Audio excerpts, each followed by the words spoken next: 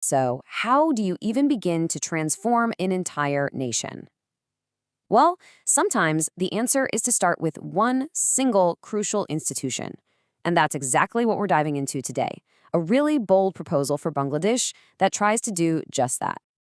And this quote, wow, it really sets the stage, doesn't it? It's talking about a nation at a crossroads, a moment where the old ways just aren't cutting it anymore. It's basically a call to action, to think differently and to be decisive. And where does this call to action come from? It's from this book right here, The Architects of Tomorrow, by Guru Delawar Hussain. And look, this isn't just some critique of the present. It's framed as a real strategic roadmap, a manifesto for deep structural change. The book argues that for Bangladesh to truly unlock its potential, it has to face these huge, deep-rooted challenges head-on. And we're not talking about small problems here. This is systemic stuff that can affect everything from who gets a fair shot in business to whether you can trust the justice system. And that's for, 180 million people.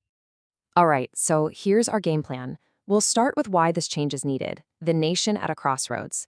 Then we'll get into the specific plan, DGFI, and its 3 phases. After that, we'll break down the core principles behind it all, and finally tie it all back to that big vision of building a new future. Okay, let's kick things off with Section 1, a nation at a crossroads. This is all about the why. Why is there this call for such a massive overhaul in the first place? But that leads to a pretty big question, right? It's one thing to have a book full of grand ideas, but how do you actually turn that vision into a concrete, actionable plan? I mean, where do you even start?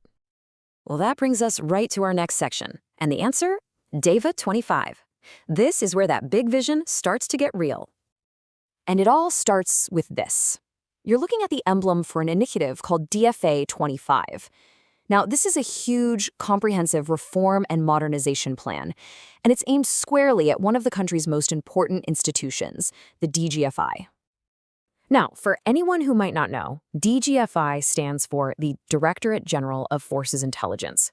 The people behind this plan believe that reforming this specific agency is the absolute critical first step. Why? Because a modern, accountable intelligence service is pretty much the cornerstone of any nation that wants to be both secure and democratic. All right, let's get into the nitty-gritty. Section 3, the 3-phase reform plan. This is the detailed roadmap for how this whole transformation is supposed to happen. So the whole plan is broken down into 3 really logical stages. First, you've got preparation and design. Then you move into the legal and organizational changes. And finally, it all comes together with long-term implementation and oversight. So, phase 1 is basically all about doing the homework. This takes about 6 to 9 months. An expert committee is going to audit the DGFI's current setup, look at what works for international models like the CIA and MI6, and then draft a white paper laying out all the new principles. Then we get to phase 2. This is where the blueprint becomes actual law. It's a longer phase, about 9 to 12 months, and it's focused on creating a whole new legal foundation, a new Intelligence Act. And, this is so important, it also establishes external checks and balances, like a new parliamentary oversight committee. And finally, there's phase 3, which is all about making these changes permanent. This is the long haul, 18 months or more. This is when the new accountability systems are actually turned on, cyber intelligence gets a major upgrade, and they even introduce a new level of transparency to the public. So, what's really driving all of this?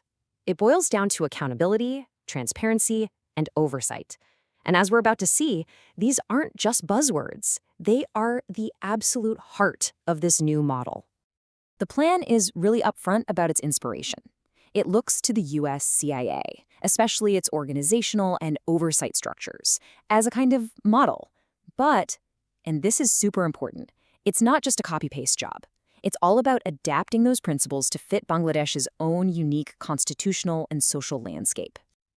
Yeah, and this slide breaks that down perfectly. You can see on the one hand, they're borrowing big concepts from the CIA model, things like oversight structures and ethical practices. But on the other hand, they're carefully tailoring them to fit Bangladesh's constitution, its specific socio-political context, and of course, its own national interest. A huge theme running through all of this is civilian oversight. So what exactly does that mean? Well, in simple terms, it means the intelligence agency doesn't just answer to its own internal bosses. It answers to the people through their elected representatives. It's a fundamental check on power, and it's designed to protect everyone's rights. So when you boil it all down, the new DGFI would be built on these 4 pillars. You've got clear accountability to stop any misuse of power. You have civilian oversight to keep it under democratic control. There's a new mandatory code of conduct to set clear ethical lines. And, maybe most importantly, explicit protections for civilian rights and data privacy. This is a massive, fundamental shift in thinking. And that brings us to our final section, where we're going to connect all these nitty-gritty reform details back to that grand aspiration we started with, architecting a new future.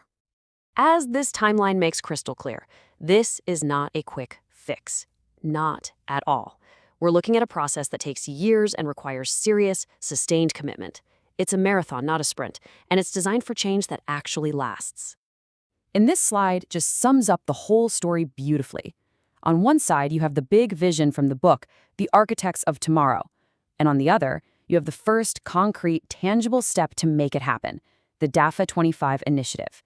It's the journey from a powerful idea to real-world action. Because ultimately, the goal here is so much bigger than just shuffling boxes in an agency. It's about fundamentally transforming an institution to build public trust. It's about making sure national security and democratic values go hand in hand. And it's about contributing to a society where trust between the government and its people can actually flourish. That right there is the foundation of what the book calls an enlightened civilization. Which really leaves us with one last powerful question to think about. Can the careful, principled reform of just a single institution truly be the first domino to fall in building an entire nation's tomorrow?